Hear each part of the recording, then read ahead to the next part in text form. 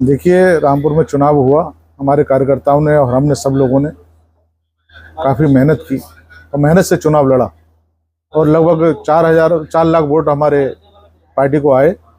लेकिन पार्टी के जो कुछ साजिश कार्यकर्ता थे, जो नेता थे, है ना, उन्होंने नुकसान पहुंचाने का काम किया और उसका खामियाजा पार्टी को भुगतना पड़ा। क्योंकि अगर सब लोग तन मन से चुनाव लड़ाते तो मैं समझता हूँ ये हार का मुंह नहीं देखना पड़ता। आज जो हार का मुंह देखना पड़ा है, क्योंकि 80,000 वोट ज़्यादा नहीं होते हैं। 5 विधानसभा में अगर 10-10, 15-15 हज़ार वोट भी बढ़ते तो आराम से हम कवर कर सकते थे। लेकिन कुछ लोगों ने साजिश के तहत ये चुनाव नुकसान पहुंचाने की कोशिश की है। उसमें पार्टी जांच कर रही है, क्योंकि समीक्षा का विषय है, किसने क्या किया, किसने क्या नहीं किया। तो मैं समझता हूँ होना भी चाहिए, क्योंकि 2027 नज़दीक है। अगर अभी कार्रवाई नहीं होगी इन लोगों के खिलाफ तो मैं समझता हूँ आगे फिर नुकसान 2027 में ये पहुंचाने का काम करेंगे। तो मैं नहीं चाहता कि हमारी पार्टी को, हमारे जो नेता उन्हें नुकसान हो, इसलिए पार्टी समीक्षा करे और जो हमारे जो नुकसान पहुंचाने वाले जो 2-4 जयचंद हैं, है ना, उनके खिलाफ कार्रवाई करे।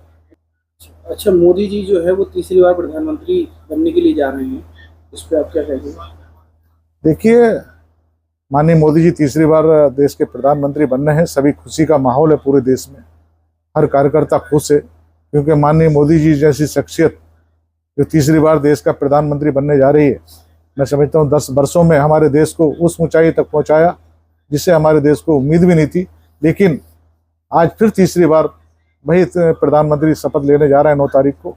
तो मैं उन्हें बहुत बहुत बधाई देना चाहूँगा और यही उम्मीद करता हूँ जो उन्होंने 10 साल में किया है उससे दुगनी तेजी के साथ 5 वर्षों में हमारे देश को उस ऊंचाई तक ले जाएं जो हमारा जो देश जो उम्मीद करता है उस ऊंचाई को वो छुएं।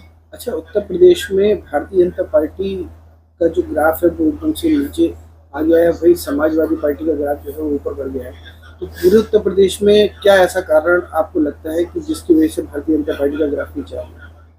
नहीं, देखिए, हमें नुकसान हुआ है उत्तर प्रदेश में, लेकिन कई कारण उसमें रहे हैं तो उसकी समीक्षा हो रही है। अब जैसे विपक्ष है, विपक्ष ने, आपने देखा होगा, 400 पार का नारा लेकर जो हम चले थे, हमारे मोदी जी चले थे, उसको नारे को उन्होंने भुनाया। बोले 400 अगर सीटें इन पर आ गई तो ये संविधान, देश का संविधान बदल देंगे और कई जो हमारे जो नियम है उसे बदल देंगे। लेकिन ऐसा कुछ नहीं। हम तो, हमारी पार्टी और हमारे कार्यकर्ता, हमारे नेता सब संविधान पर चलने वाले लोग हैं और संविधान की हम सम्मान करते हैं। और आपने कल भी देखा होगा, माननीय मोदी जी सबसे पहले संविधान को प्रणाम किया और मेरे ख्याल से उसके बाद एनडीए के नेता चुने गए। तो ये, हम तो संविधान के साथ चलने वाले लोग हैं, पार्टी संविधान उससे चलती है। लेकिन जो विपक्ष है ना, वो अपने बाज नहीं आता और उसमें झूठा प्रचार करके हमारी पार्टी को नुकसान पहुंचाने का काम विपक्ष ने किया है। देखिए, जांच का विषय है, कौन जो प्रत्याशी जो यहाँ से विपक्ष के थे, किस किस लोगों को, किन लोगों ने सपोर्ट की है, ये जांच का विषय है। और कहीं ना कहीं कुछ दाल में काला तो रहा है, लेकिन अब उसकी जांच हो रही है। दूध का दूध, पानी का पानी, सब सामने आ जाएगा। जिसने पार्टी को नुकसान पहुंचाने का काम किया है उसके खिलाफ मैं समझता हूँ कार्रवाई होगी। अच्छा, आपको क्या लगता है कि रामपुर में आपको मुस्लिम मतदाता का वोट मिला? देखिए, हम हिंदू मुस्लिम की हम राजनीति नहीं करते, ना हमारी पार्टी करती है। सबका साथ, सबका विकास के हिसाब से हमारी पार्टी चलती है और हमने सब जगह जाकर वोट मांगे और सब जगह हम गए भी, सब जगह सब लोगों के काम भी किए। अब कहाँ क्या मिला है ये तो है ना, देखना पड़ेगा। हमने ये नहीं देखा, कहाँ भी अपने बूथ भी नहीं देखे कहाँ मिला, क्या क्या नहीं मिला। लेकिन हमारे जो 4 लाख वोट आए हमारे रामपुर की जनता ने दिए, हम यही जानते हैं। और हम सभी रामपुर की जनता को मैं बहुत बहुत धन्यवाद देना चाहता हूँ।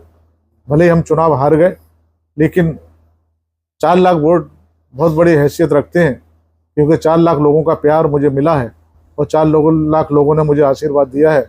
मैं उन्हें विश्वास दिलाता हूँ कि हर सुख दुख में उनके साथ रहकर उनकी सेवा करूँगा।